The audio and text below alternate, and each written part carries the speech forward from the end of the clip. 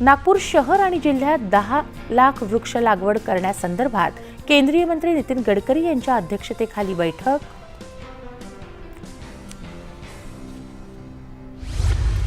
कोल्हापुरात खासदार धैर्यशील माने, खासदार शाहू छत्रपती, खासदार धनंजय महाडिक यांच्या उपस्थितीत केंद्र सरकारच्या कल्याणकारी योजनांच्या अंमलबजावणी संदर्भात जिल्हा विकास समन्वय आणि देखरेख समितीची आढावा बैठक. वसंतराव नाईक शेती स्वावलंबन मिशनचे अध्यक्ष निलेश हेलोंडे पाटील यांनी अकोला जिल्हाधिकारी कार्यालयात घेतला कृषी योजनांचा आढावा. राज्याचे अन्न आणि औषध प्रशासन आयुक्त तुकाराम मुंढे यांच्या प्रेरणादायी जीवन प्रवासावर आधारित पत्रकार शफी पठाण यांनी लिहिलेल्या तुकाराम या पुस्तकाचं पुण्यात प्रकाशन. नागपुरात वारकरी दिंडीचं आयोजन, 50 शाळांतील 3000हून अधिक विद्यार्थ्यांचा सहभाग.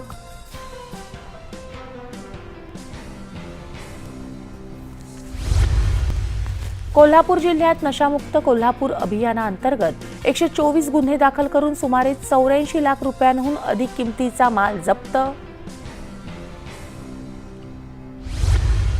यवतमाळ जिल्ह्यात धुमाकूळ घालणारी आंतरजिल्हा घरफोडी टोळी जेरबंद, तब्बल 16 गुन्हे उघड, 15,68,000चा मुद्देमाल हस्तगत. जालन्याच्या अंबडमध्ये गोदामात साठवून ठेवलेलं 6,30,000 रुपये मूल्याचं 170 क्विंटल धान्य जप्त.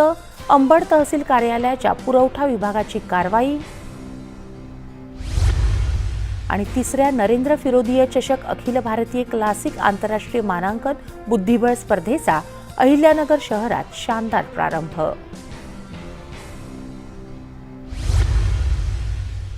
वेस्ट इंडिजचे